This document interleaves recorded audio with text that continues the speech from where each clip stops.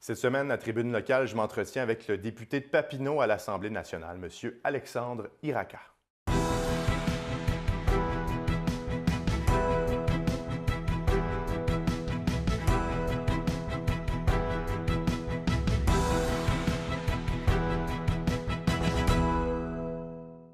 Salut tout le monde à la maison. Merci d'être avec nous, soit sur TVC Basse-Lièvre ou ma TV Outaouais. Je m'appelle Mathieu Daou. Bienvenue à cette nouvelle émission de Tribune locale.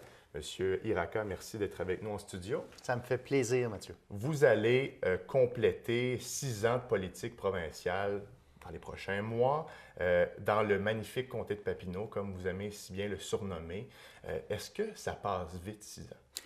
Oh mon Dieu, en politique, ça passe Ouais. excessivement vite. C'est des belles années, j'aime toujours ça, j'ai encore la passion, mais oui, il y a des beaux dossiers, j'adore ça, j'adore rencontrer les gens, mais ça passe d'une manière fulgurante. C'est quasiment épeurant à la vitesse que ça passe. Question qui tue pour commencer cette entrevue. Qu'est-ce qui a changé dans le comté de Papineau depuis que vous êtes arrivé il y a 6 ans? Bien, il y a plusieurs choses qui ont changé. Je pense qu'il y a une belle mobilisation dans le comté de Papineau. Les gens sont tissés serrés et je le vois, puis ça se voit sur le terrain. Il y a une belle solidarité, mais il y a beaucoup d'effervescence dans le comté de Papineau qu'il n'y a pas eu nécessairement dans les dernières années pour toutes sortes de raisons, situation économique, la masse critique. Il y a beaucoup de gens, puis le développement aussi résidentiel, il y a beaucoup de gens qui travaillent à Hull, à Ottawa maintenant, qui s'installent dans le comté de Papineau. Les taxes sont moins chères, les résidences sont moins chères, il y a plus de services à certains endroits, donc ça incite les gens à s'installer dans le comté de Papineau.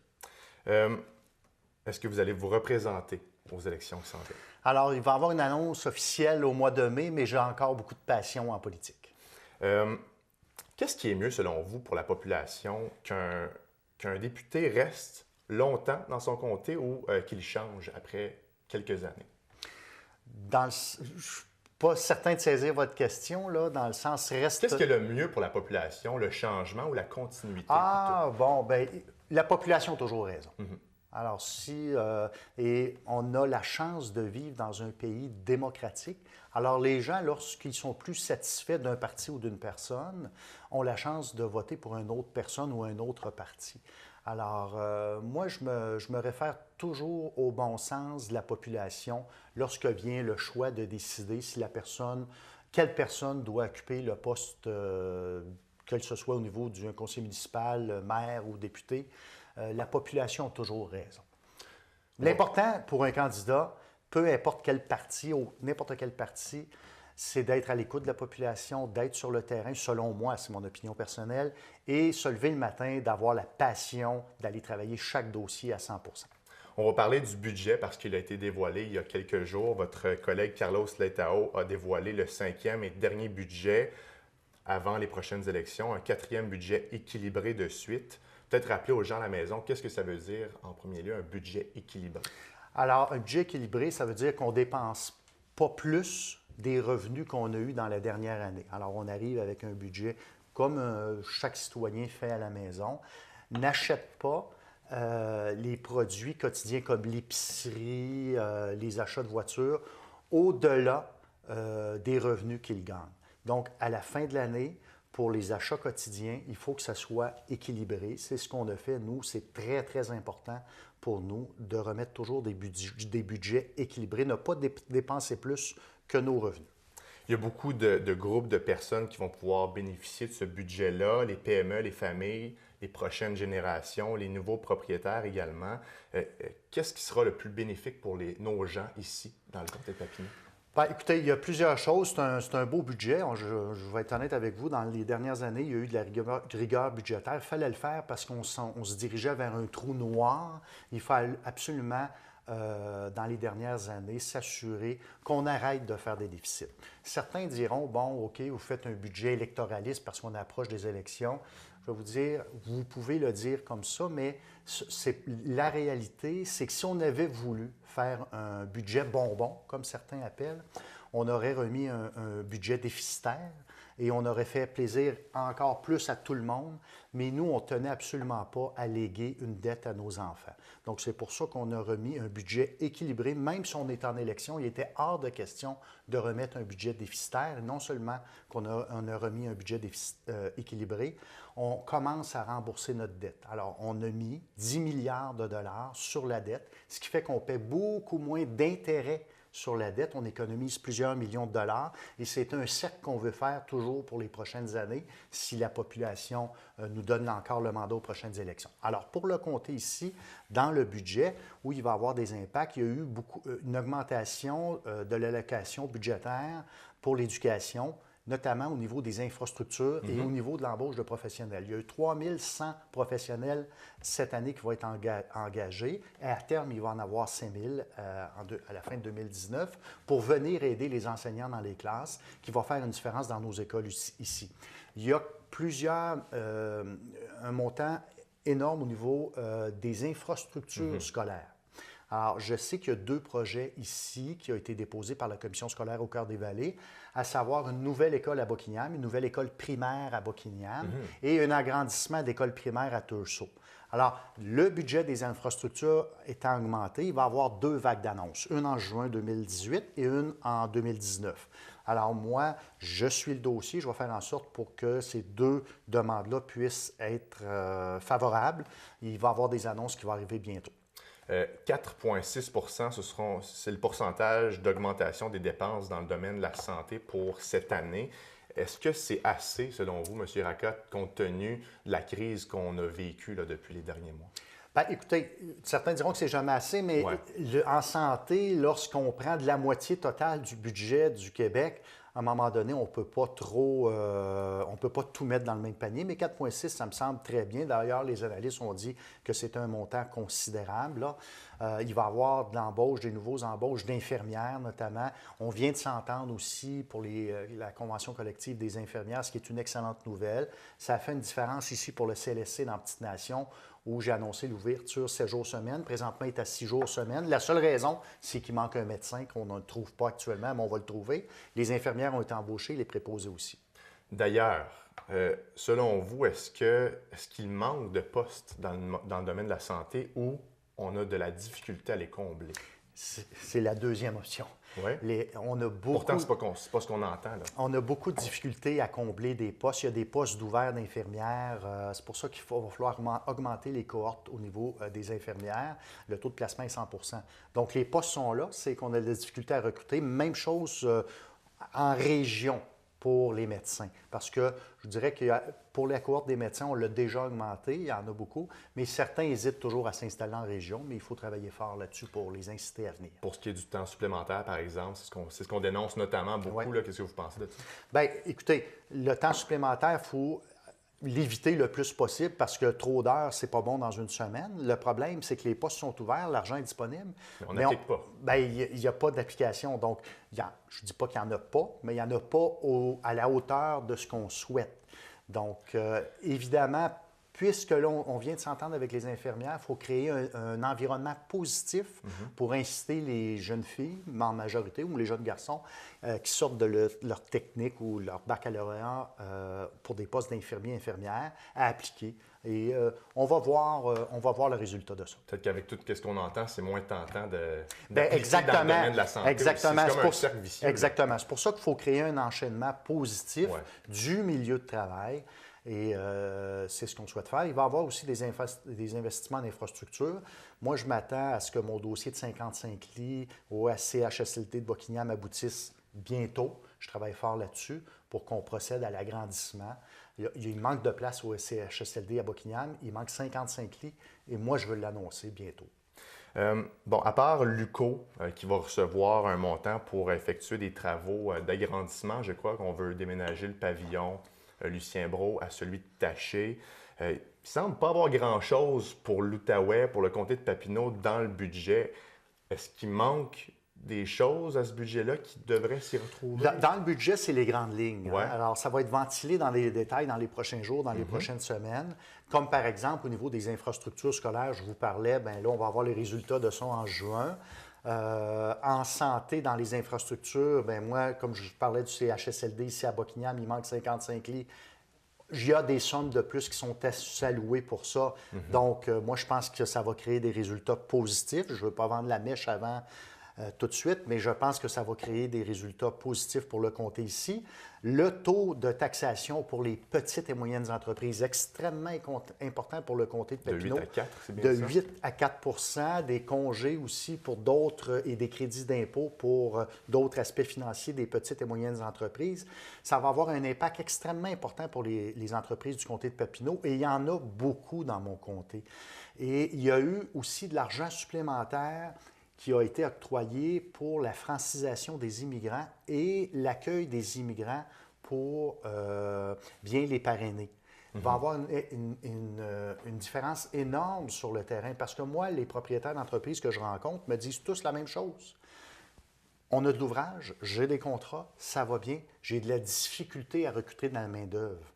Et le problème de la main-d'œuvre va se résorber pas juste avec une solution, mais l'immigration en est une, et de faciliter l'intégration des immigrants pour exemple, les agriculteurs pour la cueillette de fraises, framboises, etc.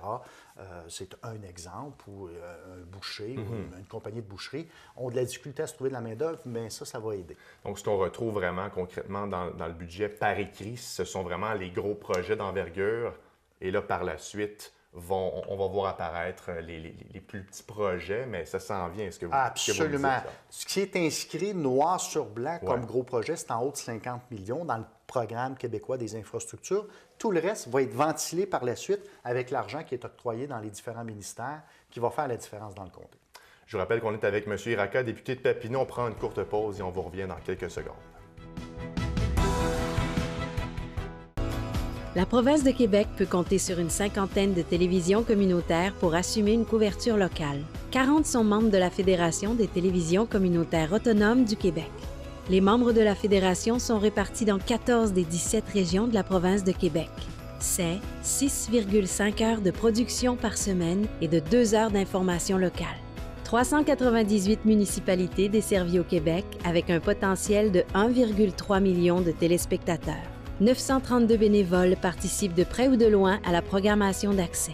Avec la contribution des bénévoles, les télévisions communautaires autonomes garantissent une programmation de proximité avec les gens de la communauté.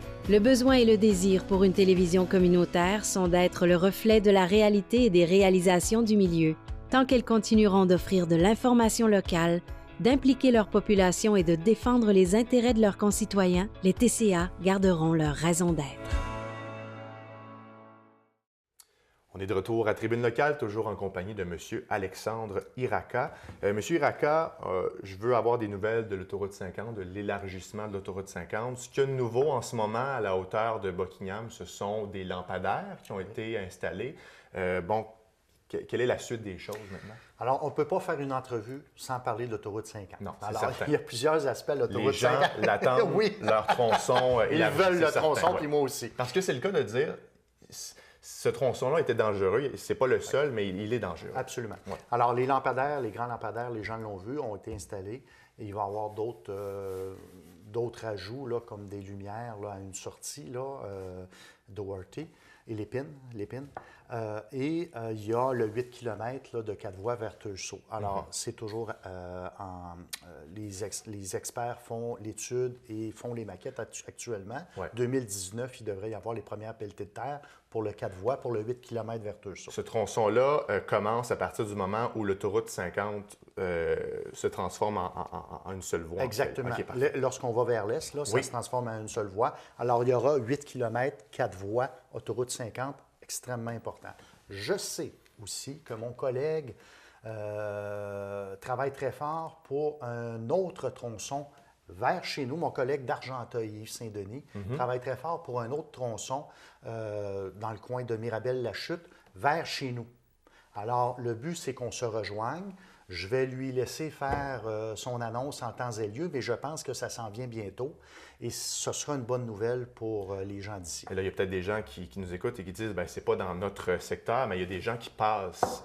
Qui passent par là-bas et qui en reviennent aussi. Exactement. L'autoroute a initialement été construite comme ça. Ça s'est construit dans les deux sens et on s'est rejoint. Donc, moi, je m'attends à des bonnes nouvelles concernant l'autoroute 50.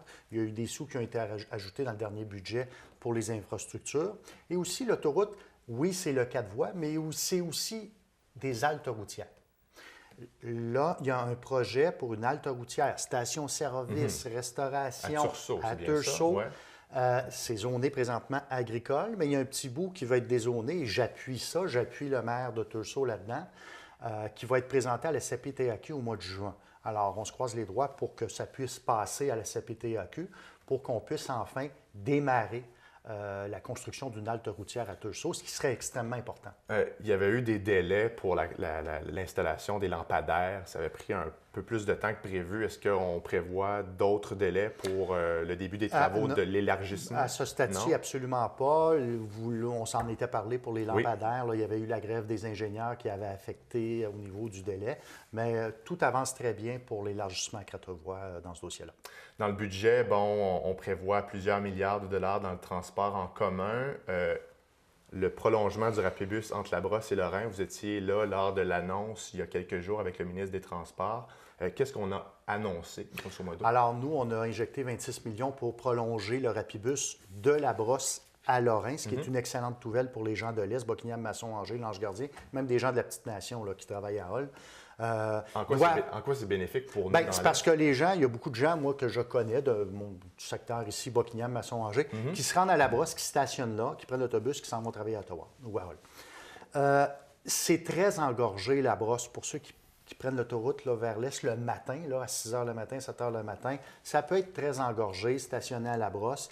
Lorrain va faire en sorte que les gens, vont aller moins loin parce qu'il va y avoir un stationnement incitatif là, de 211 places. Alors, les gens vont pouvoir stationner là gratuitement, mettre la voiture là, prendre le Rapibus et se rendre directement au travail. Donc, ça va avoir un impact assez majeur sur l'autoroute 50. Ça va désengorger le coin La Brosse, Monté-Paiement, et les gens vont tourner à Lorrain bien avant La Brosse. Donc, c'est une bonne nouvelle pour les gens de l'Est qui prennent le Rapibus. Et il y en a plusieurs. Ce que j'ai aimé aussi, la présidente du STO a pu confirmer, c'est que le taux de satisfaction a augmenté et le taux d'utilisation a augmenté énormément dans les dernières années. C'est une bonne nouvelle. Moi, je pense qu'il faut absolument que le Rapibus, éventuellement, se rende jusqu'au boulevard de l'Aéroport et éventuellement jusqu'à Masson-Angers-Buckingham. On n'en est pas là, mais je sais qu'il y a un plan. Il y a des gens qui travaillent pour la prochaine étape qui est jusqu'à l'aéroport, boulevard de l'Aéroport. Et ça ira pas plus loin? Ah oui, moi j'envisage. Là, présentement, ce qui est à l'étude, là, il y a un projet à l'étude pour prolonger de Lorrain jusqu'à boulevard de l'Aéroport. Mais il me semble que ce n'est pas l'intention de la ville ni de la STO d'aller plus loin que le boulevard de l'Aéroport. Oui, il y a déjà des sommes qui sont engagées pour une étude jusqu'au boulevard de l'Aéroport. Très bonne nouvelle pour les gens de l'Est. Oui, et la présidente de la STO. Et en plus, l'utilisation est en augmentation. Oui, puis le projet de train léger, par exemple, dans l'Ouest, l'Est, on se dit, on est épargné un peu. Nous aussi, on veut avoir un système de transport plus efficace. Donc, bonne nouvelle si ça peut aller plus loin que absolument. Et puis le train léger, là, éventuellement, ça va s'en venir. Mais la même piste qu'on utilise pour le Rapibus va pouvoir éventuellement être utilisée pour un train léger si on s'en va vers là. Il n'y a aucun problème là-dessus. L'important, c'est d'avoir des voies pour le transport en commun. Adoption du projet de loi 166, c'est-à-dire le projet de loi sur la taxe scolaire. Quel genre d'impact ça va avoir pour, surtout les gens de la CCV? Un impact majeur. Je suis tellement content que le projet de loi ait été adopté. Écoutez, il y a des gens, moi je connais des gens, des amis à moi à l'Ange-Gardien qui payaient 2,5 fois le taux de taxe scolaire là, dans les dernières années. Ça a augmenté de 2,5 fois, des fois 3 % de plus. 3 fois la taxation. Donc, c'est important qu'on fasse quelque chose dans ce dossier-là. Tous les citoyens du comté de Papineau vont subir une baisse de taxes énorme. En Outaouais, on était les plus taxés au niveau de la taxe scolaire, là, au niveau de l'augmentation. Que ce soit les francophones, les anglophones, ils vont tous subir une diminution de leur taxe scolaire. J'invite tous les citoyens à regarder leur reçu de taxation qu'ils vont recevoir en juillet cette année. S'il y en a un qui n'a pas une baisse de taxe scolaire, je l'invite à m'appeler. Ce sont surtout les payeurs de taxes avec enfants en fait, qui étaient les plus touchés par... C'est tous les propriétaires, dans le fond, enfants, pas d'enfants. Tous ceux qui étaient propriétaires reçoivent un compte de taxes. Mais lorsqu'on n'avait pas d'enfants dans une commission scolaire, on pouvait migrer vers... Ah, ben oui.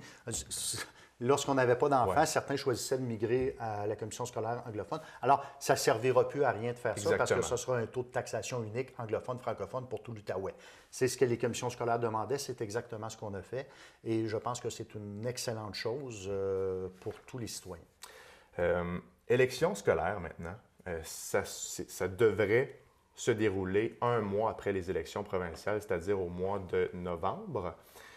Selon vous, sachant que le taux de participation est très bas, Ouais. est-ce que c'est logique que ces élections-là surviennent à ce moment-là? Bien, je vous avoue, mon opinion personnelle, c'est vrai que c'est un peu serré. Moi, je l'ai déjà vécu comme président de commission scolaire où les élections avaient été remises de 6 mois ou une année parce qu'il se tenait des élections provinciales, fédérales, quasiment à un intervalle très, très court et ça avait été repoussé de 6 mois. Donc, leur demande qu'ils ont faite dernièrement là, est très légitime. On demande plus de ressources. En fait, on demande des outils, soit de l'argent pour promouvoir ces élections-là ou de déplacer, en fait, les élections. Oui.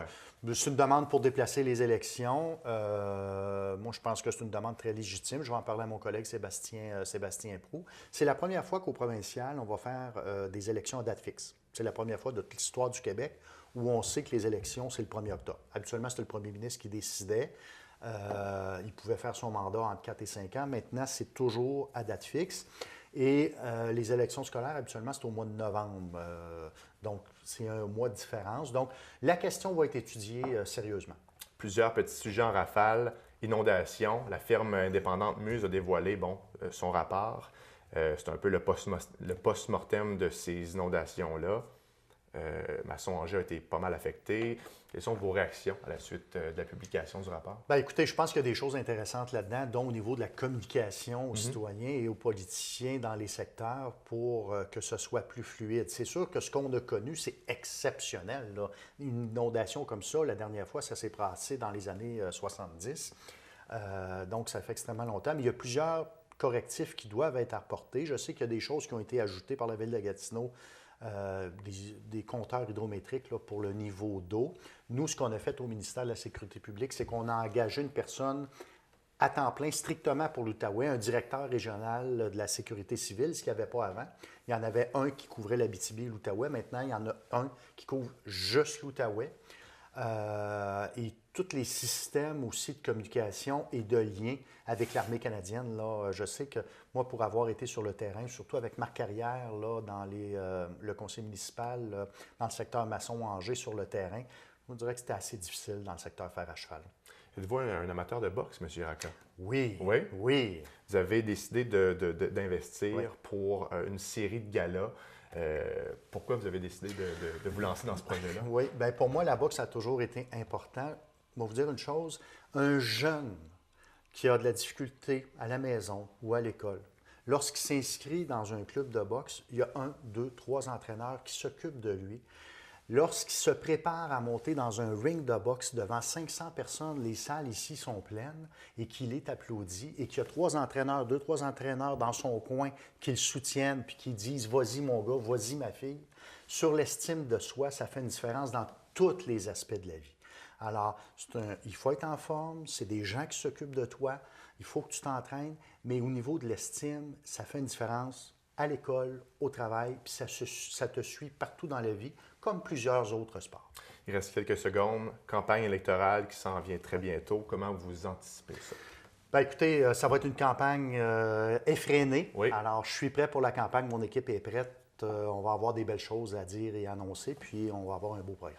Puis évidemment, on va faire un débat avec tous les candidats dans le comté de Papineau. C'est certain qu'on va vous inviter. Est-ce que c'est invitation acceptée? J'ai toujours accepté tous les débats. Certainement. Merci beaucoup pour votre temps. Et puis, on vous souhaite de vous amuser pour les prochains mois. Puis, bonne campagne électorale. Ça me fait plaisir.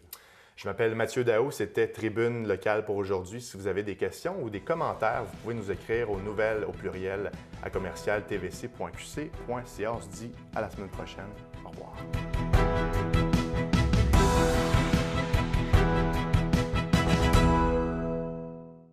Je m'appelle Zachary, je suis amputé à la jambe gauche.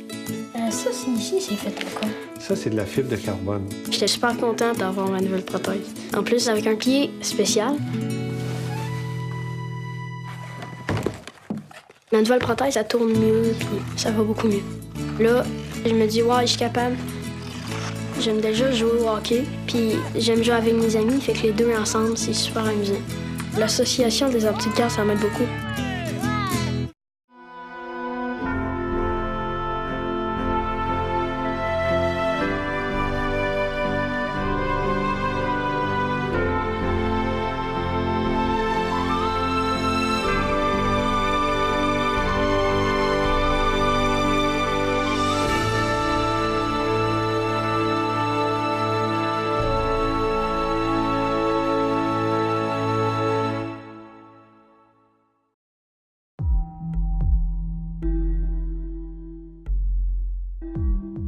En 1942, la compagnie Erco signe une entente avec le gouvernement fédéral pour participer à l'effort de guerre.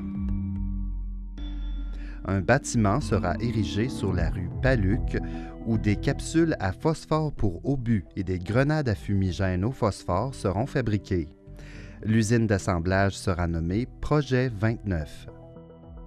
The parent company of the company here, Albright Wilson, took rock from Florida to England, but with the Battle of Atlantic, getting things across the Atlantic was a problem. So at the expense and request of the government, the Buckingham plant was expanded and phosphorus was produced here, packed in drums and shipped to Britain and used both for civilian and wartime use. One big operation was called the Project 29, the shell plant operation. But they found that a mixture of red phosphorus and shellac would make a beautiful dark brown smoke. They were made by the hundreds of thousands. They employed about 300 girls, I think, 100 on each shift worked there. Il fallait avoir 18 ans pour rentrer dans ce plan-là parce que c'était très dangereux. Puis la journée où j'ai eu 18 ans, je suis allée me présenter, puis j'ai été engagée. Je pouvais aller travailler dans le département de ce que c'est. La première chose qui se faisait, ils mettaient des petites canettes. C'est environ 8 onces. La petite canette, après ça, il y avait un petit bouchon, la grosseur d'un 25 sous, qu'on déposait sur la petite canette. Ça marchait sur une slide. Et puis, il fallait souder le petit bouchon. De là, ils mettaient ça sur une table. Puis là, ça s'en allait à peu près à 10 pieds. Là, c'était un grand bassin d'eau.